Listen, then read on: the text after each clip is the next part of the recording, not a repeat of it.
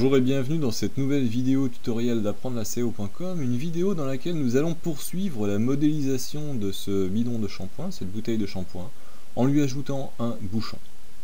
Nous voilà de retour dans la 4 Product, dans l'atelier Sketch Tracer. On voit ici la photo qui nous sert de modèle, et en superposition, on ne voit pas très bien parce que le plastique est transparent, on a notre bidon de shampoing qui se trouve superposé à l'image. Donc l'objectif ici, c'est de continuer ce dessin en poursuivant la modélisation de ce bouchon. Et pour pouvoir modéliser ce bouchon, il nous faut prendre quelques références sur le bidon lui-même. Donc on va retourner tout de suite dans la 4 part et on va regarder un petit peu les éléments qu'il nous faut pour pouvoir continuer cette modélisation. Alors ce bouchon, je me propose de le réaliser en surfacique. Donc on va tout de suite se créer un set géométrique. On va l'appeler tout simplement bouchon. Voilà, dans lequel on mettra les différents éléments qui vont constituer en fait tout simplement d'abord la surface extérieure du bouchon. On verra ensuite pour les détails, notamment la petite trappe pour ouvrir le bec verseur. Donc on va voir ça. Il nous faut d'abord donc récupérer quelques éléments. Alors les éléments, quels sont-ils? Tout simplement, il nous faut par exemple l'axe de ce goulot ici. Donc on va prendre tout simplement axe. Donc le set actif en fait est bien le set bouchon. Axe, on va montrer donc la forme de révolution. Donc là voilà, on va dire OK. Donc ça c'est parfait, ça c'est un bon repère. C'est dynamique évidemment, hein. Si je modifie par exemple la direction du plan d'appui de ce goulot ici, l'axe va changer de direction et ça modifierait évidemment la construction qui suit. Il nous faut tiens, justement le plan d'appui. Alors le plan d'appui, si j'ai bon souvenir, il s'agit du plan 2. Alors je pourrais faire directement référence au plan 2, mais quelque chose que j'aime bien faire, c'est dire tout simplement ici un copier. Je me mets ensuite là, je fais bouton droit, collage spécial. En tant que résultat avec lien, je dis OK, et là je récupère en fait un clone du plan 2 qui s'appelle plan 3 ici, on le voit avec la petite flèche, c'est tout simplement un copier-coller avec lien, donc en fait c'est un hyperlien en fait, c'est le même objet que le plan 2, sauf que ici on a dans le set géométrique bouchon, on a tout de suite les éléments, juste le strict nécessaire, indispensable pour commencer la géométrie. Et ça j'aime bien parce que ça me permet de replier tout le reste et de partir uniquement sur cette base là. Donc ça c'est bien. Ce qu'on va récupérer aussi, on va faire pareil avec le profil du goulot. Alors le profil du goulot, le voici, il est quelque part, alors je ne sais pas, voilà, c'est révolution 1, donc c'est esquisse 15. Donc c'est pareil, ce que je vais faire, c'est que je vais faire un copier. Je replie tout ça, je me mets là, bouton droit, collage spécial, en tant que résultat avec lien. Je dis OK. Et là je récupère, elle est cachée parce qu'elle était déjà cachée dans le corps principal, je peux maintenant l'afficher, c'est en fait tout simplement le clone de l'esquisse qui se trouve ici à l'intérieur. Donc elle s'appelle esquisse 15 ici dans le solide, et ici elle s'appelle esquisse 16, mais si on double-clique dessus, en fait il ne se passe rien, on ne peut pas éditer cette esquisse tout simplement parce que ce n'est pas une vraie esquisse, c'est simplement le profil qui est copié, cloné par rapport à ce qui se trouve dans le corps de pièce. Alors est-ce qu'avec tout ça on a suffisamment d'éléments pour commencer? Je dirais non. Il nous manque aussi la trace elliptique qu'on va retrouver, alors si je me souviens bien, la trace elliptique, non, elle est dans le set géométrique 2, la trace elliptique, je ne sais plus, donc je vais cacher, afficher ce truc-là. Ah non, on les a pas mis là-dedans, elles sont, voilà, je me souviens déjà plus, elles sont tout simplement dans, voilà, ici, section bas, section haut, donc je vais copier section haut, on va dire copier. Je vais retourner direct dans le bouchon, je vais faire collage spécial en tant que résultat avec lien. Voilà, donc elle est, pareil, elle est cachée d'office. Voilà, je récupère ça, et ça va me servir en fait de base pour pouvoir créer mon bouchon. Donc pour l'instant, je m'en tiens là. Si j'ai oublié des éléments, c'est pas grave, parce que je vais pouvoir les rajouter par la suite. Si justement, tiens, ce qui serait pas mal, ce serait de récupérer la peau du solide à cet endroit-là, donc c'est ce que je vais faire tout de suite.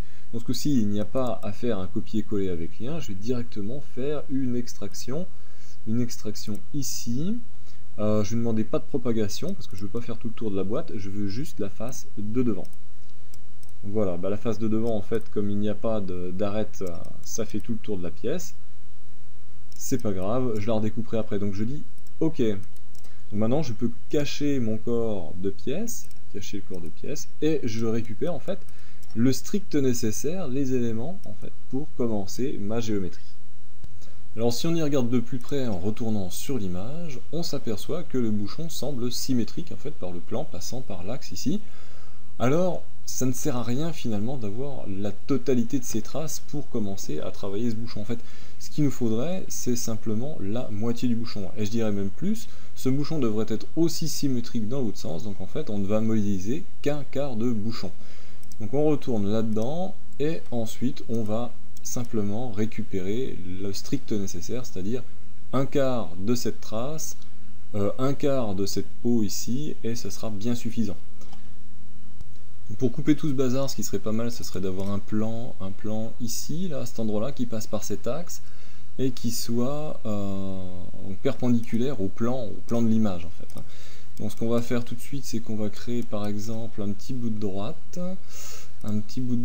ici, on va dire passant par ce point de direction X. Direction X, voilà. Le petit bout de droite, ça va me permettre tout de suite de faire un plan par cet axe et par cette droite, donc par deux droites, on va dire OK. Le plan où est-il? Le voilà, donc ce que je peux faire, c'est le ramener avec le bouton déplacer, bien sûr, je peux le ramener là, hop, il sera mieux là-bas. Et puis ça, je peux le cacher, bien sûr, j'en ai plus besoin. En tout cas, voilà, j'ai mon élément. Maintenant, ce que je vais faire, c'est que je vais découper, donc j'utilise la découpe, tout simplement, couper. Qu'est-ce que je découpe finalement? Je découpe ce machin là, par quoi? Par le plan YZ, voilà, ça c'est pas mal, et aussi je le découpe par le plan, par ce plan là. Par contre c'est l'autre partie que je veux, donc ça, et je dis OK. Donc ça c'est pas mal, donc je vais garder ça. En fait ce qui va m'être utile là-dedans, c'est tout simplement la direction de la peau à cet endroit-là, et puis la direction des tangentes en fait aux arêtes qui se trouvent au bord de cette face. Donc ça c'est bien, je vais faire exactement la même chose avec ce truc-là. Je découpe par quoi? Par le plan YZ. Oui, OK, et je découpe aussi par ce truc-là. Je dis OK, et je sais pas trop ce que j'ai obtenu. Voilà, j'ai pas obtenu le bon truc, c'est pas grave. Je vais dire, donc ça c'était ma deuxième découpe, c'était le plan 4, je vais dire autre partie, je vais dire fermer. OK, voilà, parfait. Donc j'ai ça. Alors qu'est-ce qui me manque maintenant? Tout simplement, il me manque deux courbes. Une courbe qui part par là et qui monte jusqu'au sommet du bouchon, et une autre qui part à cet endroit-là qui monte jusqu'au sommet du bouchon. Donc je vais les créer tout de suite. Je vais faire tout simplement, il me faudrait un point de repère en haut du bouchon. Alors à ce moment-là, je vais retourner dans la 4 product et je vais me créer tout de suite quelque chose à cet endroit-là. Pourquoi pas une esquisse? Voilà, on va créer une esquisse. Allez, directement, on se met donc à cet endroit-là. Voilà. Je double-clique ici, c'est pour tout simplement changer d'atelier, parce que là j'étais dans Sketch Tracer, donc maintenant j'édite bien ma 4 part, et je vais tout de suite donc créer une esquisse. Une esquisse sur quoi? Une esquisse sur le plan qui s'appelle YZ. YZ, voilà. Très bien, et je vais placer tout de suite un bout de droite. Alors le bout de droite, je vais le mettre à dire, il va partir à cet endroit-là. Et surtout, je ne vais pas m'amuser à le mettre n'importe comment, ça n'aurait pas de sens. On ne le voit pas bien parce qu'on est blanc sur blanc. Il faut avant tout que je projette l'axe qui se trouve ici. Donc je projette l'axe, je le passe en élément de construction tout de suite. Et là, je dis l'extrémité, donc je vais essayer d'attraper l'extrémité, voilà. L'extrémité et ça sont coïncidents. Très bien. Et la droite et cette projection sont perpendiculaires. Perpendicularité, ok. N'empêche que ça suffit pas parce que de toute façon on peut se balader comme ça. Donc on va y mettre une petite cote. Mettons, tiens, je vais projeter. Et pourquoi je projetterai pas ça? Tout simplement l'extrémité du goulot, je projette, vous voyez, en élément de construction, et là maintenant je peux mettre une cote entre ça et cette projection. Voilà, une cote de 16. Allez, alors on va arrondir un petit peu.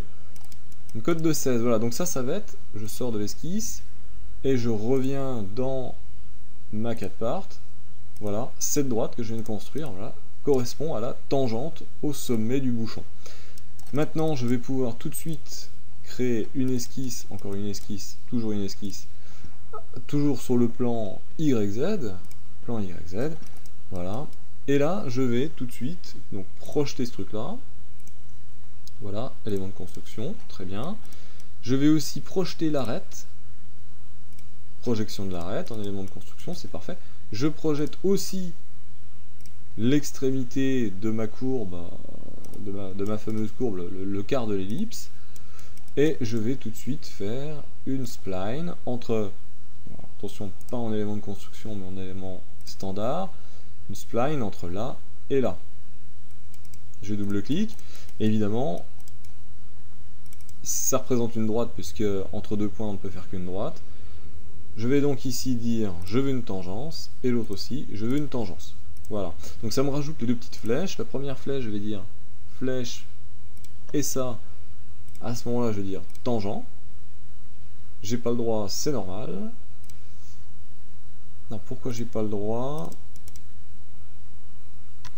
J'ai pas le droit parce que c'est stupide. De toute façon, je peux pas passer par là et être tangent à ça, parce que si ça se trouve, la continuité de la courbe ne passe pas par le point. Donc ça ne marche pas. Il va falloir que je fasse une autre construction. Par contre, je peux dire cette flèche-là et ce truc-là. Je peux dire, par exemple, tangent. Coïncident, pardon. Coïncident, donc ça c'est une bonne idée. Maintenant, ce qu'il faudrait que je fasse, c'est avoir quelque chose de parallèle à ça qui passe par là. Donc ce que je vais faire tout de suite, c'est créer une première droite ici, qui soit... Alors, je sais pas s'il va me la détecter. Non. Bon, c'est pas grave, je la mets de travers, et là je dis ça plus ça, et je dis, à ce moment-là, tangent. Voilà. Donc ça c'est bon. J'ai une direction, ça va représenter en fait la direction tangente de ce truc-là, de cette projection. Je la passe en élément de construction, et à ce moment-là, ce que je vais faire, c'est que je vais créer, non, je vais dire simplement parallélisme, ce sera encore plus simple. Ça et ça, je vais dire parallélisme. Voilà. Donc comme ça, grossièrement, à cet endroit-là, on a la même direction, tout simplement, on a la même direction que là. C'est-à-dire qu'on ne va pas passer exactement au même endroit, on sera un petit peu décalé à l'intérieur ici, mais au moins, on a quelque chose qui a la même direction. Alors, ma courbe est blanche. Pourquoi ma courbe est blanche? Bonne question. Ah oui, tout simplement parce que quand j'ai commencé à créer ma spline, hein, on la voit en manipulant, on voit que finalement on n'est pas accroché au bout. C'est-à-dire que ce truc-là, là, il se fait entre le point de la spline et la droite. Alors qu'au départ, je voulais le point de la spline, mais je voulais surtout, non pas la droite, je vais faire reconnecter, et je vais dire sur l'extrémité, tac, ici. Et du coup, ça rend ma spline toute verte, c'est parfait. Donc encore un élément en stock pour commencer à créer le bouchon. Donc parfait, on va maintenant créer la deuxième courbe dans ce plan-là. On va faire exactement la même chose, sauf que ce coup-ci, on va se placer dans ce plan-là. On fait une esquisse, une esquisse, et c'est parti, on va projeter les éléments qu'il nous faut. Donc on va projeter ça. Alors, on projette, le voilà. Je le mets en élément de construction. Je projette aussi ce truc-là, voilà, en élément de construction, et je projette cette courbe-là, tac, en élément de construction. Et je crée tout de suite, donc en élément standard, je crée ma spline. C'est parti, spline, donc entre là et là, je double-clique, voilà, très bien. Je rajoute mes tangences, voilà. Donc ici, la tangence à cet endroit-là devra être parallèle à l'axe horizontal. Donc je vais mettre ici, je vais mettre, alors j'ai le choix, non, je vais mettre tout simplement horizontalité, plutôt que de mettre parallèle. Bon, c'est pareil hein, en fait, hein, qu'on fasse la multisélection de la flèche et de l'axe, ou bien qu'on dise horizontalité, ça revient exactement au même. Et puis, à cet endroit-là, je vais refaire le même bricolo, c'est-à-dire que je vais refaire une petite bout de droite, donc de travers. Je vais dire, par rapport à ça, je vais être tangent, parfait. Il m'a vachement allongé, c'est pas grave. Tangent, ce truc-là, je vais mettre en élément de construction, et je dis que ça et ça doivent être donc parallèles. Voilà. Et on se retrouve avec l'autre courbe. D'ailleurs, c'est sympa parce que comme le bidon est un petit peu creusé à cet endroit-là, ben on retrouve en fait la courbe un petit peu creusée. Donc c'est parfait, on aura quelque chose de vraiment dodu à cet endroit-là et d'un petit peu creusé de ce côté. Je pense que le bouchon aura une bonne tête. Voilà, je sors de l'esquisse. On a nos éléments, on va maintenant essayer de remplir intelligemment ce truc-là. Pour remplir ce bazar, on va utiliser surface multisection. Surface multisection ici, on clique et là on va aller, alors il y a des sections et des guides, la section on va prendre en fait celle du bas, on va dire que ça c'est la section où on va aller en fait vers le point de fermeture. Et les guides ce sont tout simplement les deux autres courbes. Voilà, on va dire aperçu, a priori c'est une bonne tête, je vais dire ok, et puis on va examiner ce machin là. Alors ça a l'air d'avoir une bonne tête, par contre c'est pas super propre comme modélisation, je devrais rajouter des peignes. Donc je vais voir si je peux rajouter des peignes tout simplement pour avoir une tangence à cet endroit-là et à cet endroit-là et d'avoir la même courbure. Donc on y va, à la limite, allez, je le détruis, on pourrait l'éditer, hein, mais je le détruis, ça sera peut-être plus clair. Je vais tout de suite rajouter donc des extrusions que ceci. Extrusion de ça, oui, dans cette direction-là, c'est parfait. Par contre, j'inverse la direction, ce sera plus sympa. Je la réduis un peu, parce que bon, voilà, ça sera plus joli. Et puis, je fais la même chose de ce côté-là. Et là, j'inverse aussi la direction. Voilà, c'est bien comme ça. Et là, je vais relancer ma fonction multisection. J'espère que ça va bien marcher, parce que là, je suis un peu inquiet quand même. Donc, section, celle-ci. Ensuite, courbe guide, donc celle-ci, mais en tangence là-dessus. Autre courbe guide, celle-ci, et en tangence là-dessus. Et on fait aperçu. À ce moment-là, ça s'est bien passé. Alors, le gros avantage, c'est qu'on est sûr de finir en fait dans la direction des peignes. De ce côté-là pour ce peigne-là, et de ce côté-là pour ce peigne-là. On aura de toute façon une continuité en tangence. Alors je vais dire OK, et je vais regarder tout de suite d'ailleurs en changeant l'éclairage. Donc si je vais dans affichage, éclairage, et je mets mes petits néons préférés, on voit que j'ai au moins une continuité en tangence, ce qui est bien, une continuité en tangence, parce que je vois en fait que mes raies de lumière en fait, ont un, d'abord sont continus, ça c'est important, ça veut dire qu'on a une continuité en point, mais et qu'on n'a pas de, donc on a une continuité en point surtout, mais qu'on a aussi une continuité en tangence puisque on a un angle vif ici de chaque côté, donc sur ces raies de lumière. On voit mieux comme ça. On va dire OK. Alors on va voir par contre si on peut améliorer la chose en double-cliquant dessus. Donc ici je vais dire sur celle-là, plutôt que de mettre une continuité en tangence, je vais prendre une continuité en courbure, faire aperçu, et là je me fais engueuler.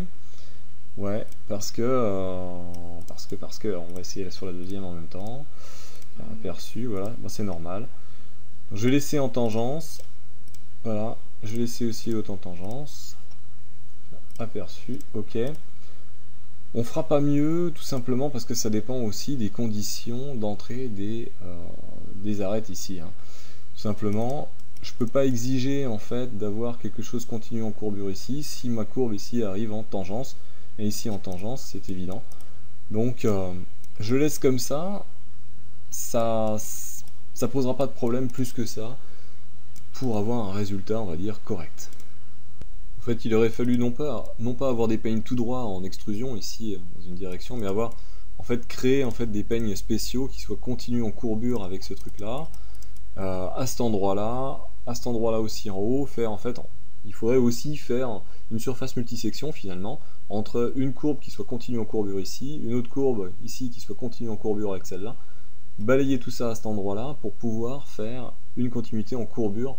Enfin, demander à Katia en fait que cette surface ici multisection soit continue en courbure avec quelque chose qui soit également continu en courbure avec les conditions limites. Voilà, donc je vais laisser ça comme ça parce que finalement c'est bien assez compliqué et on va continuer en fait la fabrication de notre bouchon. Donc je peux cacher les peignes, voilà, et on va garder ce truc là et on va maintenant forcément le retravailler un peu.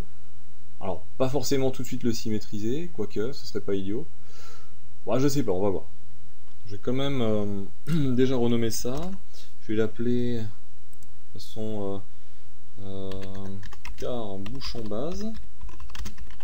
Voilà, ça c'est bien. Et puis surtout, ce que je vais faire, c'est cacher ce truc-là. on n'a plus vraiment besoin. Je voudrais tout de suite symétriser finalement pour voir un petit peu ce que ça donne sur le résultat global avec la photo. Donc je vais faire tout de suite une petite symétrie. Petite symétrie, où es-tu? Je suis là. Symétrie de ça, oui. Par rapport à quoi? Par rapport à ça. Je vais dire OK. Je vais le laisser comme ça. Et je vais aller... Donc je vais afficher ce truc-là. Est-ce que ça a une bonne tête?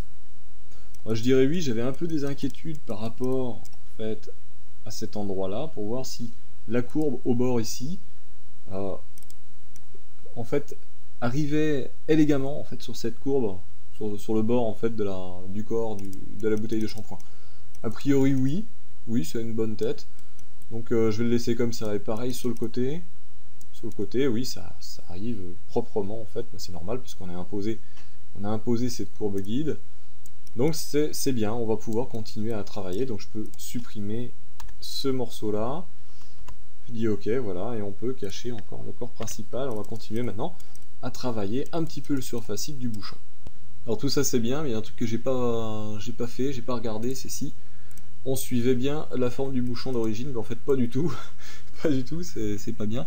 Donc ce que je vais faire, c'est que je vais éditer ce truc-là et je vais rajouter un point sur ma spline. Donc point de passage 1, c'est celui-là. Ajouter après, ici à cet endroit-là, et je vais cliquer donc par ici. Voilà, cliquer par ici. Je dis OK, et je vais surtout déplacer ce point de façon à avoir quelque chose qui ressemble. Encore une fois, il faut tricher un petit peu pour avoir quelque chose qui s'approche, qui dépasse un peu d'un côté, un petit peu de l'autre. Voilà, on va dire comme ça. Et ce point-là, tout de suite, je vais dire fixe. Voilà. Je sors de l'esquisse avec un peu de chance. Voilà, avec un peu de chance, ça passe. Tiens, je vais resymétriser du coup pour voir ce que ça donne par rapport à ce plan-là. Effectivement, ça a toujours une bonne tête par rapport à la forme de la bouteille d'origine. Donc je vais dire annuler, je ne veux pas de cette symétrie pour l'instant. Hop, il faut penser à sauvegarder de temps en temps aussi, ça c'est pas bête. Voilà, ça évite de perdre tout son boulot. Et puis, je vais continuer. Alors, justement, retournons là-dedans. Que faut-il dessiner maintenant? Eh bien, il y a deux choses à faire. Il y a la découpe en fait pour le bouchon, hein, pour l'ouverture, et aussi de faire cet enlèvement de matière en forme de creux ici, pour pouvoir prendre le doigt et ouvrir le petit capuchon. Donc je vais d'abord découper avec quelque chose de carré. Alors pour faire quelque chose de carré, on va se replacer dans l'esquisse qui va bien, c'est-à-dire une esquisse dans le plan YZ, une esquisse, c'est parti, et je vais dessiner quelque chose de carré. Donc je peux prendre directement ce truc-là, hop, on va dire comme ça, bon, voilà, là je suis perpendiculaire, je vais dire, je m'arrête là, je vais maintenant, parce qu'on voit pas grand chose, sortir de l'esquisse, retourner dans la 4 part, et surtout donc retoucher correctement ce truc là par rapport au plan. Donc je double-clique dessus, je projette, ou j'intersecte plutôt avec le plan, voilà, ça me donne une trace comme ça, qui va me permettre de dire ça et ça, je veux que ce soit perpendiculaire, voilà, très bien, je veux que ce point là et ça soit coïncident, ah bah du coup ça m'a tout décalé, c'est normal, c'est pas grave, et puis surtout, je voudrais que ça et ça, ce ne soit pas de ce côté là, mais de l'autre côté, donc je vais utiliser l'outil qui va bien, ça, et je veux retourner par rapport à ça, parfait. Maintenant, ce que je vais faire, c'est que je vais mettre une cote, voilà, une cote comme ça, et puis surtout, on l'avait dit tout à l'heure, ça serait bien de projeter cet élément-là, voilà, de façon à pouvoir aussi mettre une cote par rapport à ça. Voilà, je sais pas, peut-être deux, quelque chose comme ça. Et je vais sortir de l'esquisse, et je retourne dans la 4 product pour voir ce que ça donne. Ah oui, je vais tout de suite, alors je retourne dans mon esquisse, je prends cet élément là, et je dis, je te symétrise par rapport à ça, parce que je ne vois rien en fait sous la surface là, je ne vois rien, donc je vais dire, voilà, bah, ma cote est trop importante, Je vais marquer, je sais pas, 15 peut-être, non, encore moins. Donc je vais réduire petit à petit avec le petit manipulateur. Là c'est pas mal, 13. Je vais dire OK. Voilà, je peux supprimer maintenant cet objet-là. Voilà. Et je sors de l'esquisse. Je sors de l'esquisse, je retourne dans ma 4 parts préférée. Voilà. Ça va me permettre tout de suite de créer une extrusion. Alors je la fais dépasser largement, cette extrusion. Je dis OK. Et maintenant, je vais découper cet objet-là. Découper cet objet-là par cet objet-là. Je dis OK. Alors, faut-il... Oui, je vais en profiter. Je vais en profiter pour ne pas utiliser l'outil découpe. Parce que vous avez vu, si en fait, si je fais découpe de ça par ça, je dis OK. Je cache maintenant cet objet-là. En fait, j'ai ça. J'ai un trou. Mais il faudrait être un peu plus subtil que ça. Donc, je vais faire un CTRL Z. Voilà. CTRL Z. Je récupère mes deux éléments. Je vais faire un découper assemblé. Voilà. Découper assemblé de quoi? De cet élément-là et de cet élément-là. Par contre, le premier élément, je veux l'autre partie. L'autre partie et le deuxième élément, je veux l'autre partie. Voilà. Je dis OK. En fait, qu'est-ce que ça a fait? Ça m'a relimité en fait les deux éléments et ça me les a unis de façon à avoir donc cette opération unique, relimitation 1, c'est un seul objet. Donc c'est tout à fait ce que je voulais en fait pour construire mon bouchon. Alors la prochaine étape consisterait à faire un enlèvement de matière ici qui correspondrait en fait au creux pour passer le doigt pour ouvrir le petit capuchon en forme de quart de sphère ou de huitième de sphère plutôt à cet endroit-là. Je vais pas le faire maintenant, pourquoi? Parce que autant si je le fais maintenant, lorsque je vais symétriser par rapport à ce plan ici, ça me posera pas de problème, puisque j'aurai en fait ma forme complète ici à cet endroit-là, mais si ensuite je symétrise par rapport au plan qui se trouve derrière, je vais me retrouver également avec le creux de l'autre côté. Alors de l'autre côté, sur la pièce finale, il n'y en a pas, donc ça ne va pas. Donc je vais commencer d'abord par symétriser cet élément-là, donc symétrie, t'es où? T'es là, par rapport à quoi? Par rapport au plan YZ. Voilà. Donc je vais faire ça, je vais dire OK. Alors ça c'est super, donc j'ai mon demi-bouchon finalement, demi-bouchon. Le demi-bouchon, le voilà, sauf qu'en fait il est en deux parties. Donc il faut d'abord unir, parce que l'opération de symétrie ne fait pas l'union avec son parent. Il faut le savoir, donc je vais créer en fait une jonction, un assemblage en fait. Un assemblage de quoi? De ça et de ça. J'en profite pour vérifier la tangence, tant qu'à faire. Et vérifier la connexité. Vérifier la connexité, c'est savoir s'il y a des trous au niveau des jonctions, et vérifier la tangence, c'est savoir si, effectivement, à tous les endroits, on est bien tangent. Je dis aperçu, et là il me dit erreur de tangence, c'est normal, parce que au niveau des arêtes, ici, on n'est pas tangent. Par contre, ce qui m'intéresse, c'est de savoir si je suis bien tangent sur le plan de symétrie, et sur le plan de symétrie, je suis bien. Donc c'est parfait. Donc, je vais retirer vérifier la tangence, sinon il va toujours m'ennuyer avec ça. Je dis aperçu. Voilà. Les arêtes en vert sont les arêtes libres de mon assemblage. Je dis OK, voilà, ça me va bien. Donc ici, ça c'est l'assemblage que je peux appeler demi-bouchon brut. Donc je vais appeler demi-bouchon, bouchon base, par exemple. Voilà. Donc à partir de là, je vais pouvoir faire mon enlèvement de matière à cet endroit-là et ensuite symétriser. À ce moment-là, on n'aura que de ce côté-là et pas derrière, ça c'est important. En tout cas voilà, la vidéo est déjà suffisamment longue, je vais l'arrêter là et je vous dis, je donne rendez-vous donc dans la prochaine vidéo pour continuer ce bouchon parce qu'il y a encore beaucoup de boulot à faire. C'est finalement bien plus long de faire la modélisation de ce bouchon que de faire le bas de la bouteille de shampoing, le bidon. Voilà, je vous dis merci d'avoir regardé cette vidéo jusqu'au bout et je vous dis à très bientôt sur apprendre-la-SEO.com. N'hésitez pas d'ailleurs à visiter mon blog, vous inscrire à la newsletter, il y a toujours plein d'infos à récupérer là-dedans.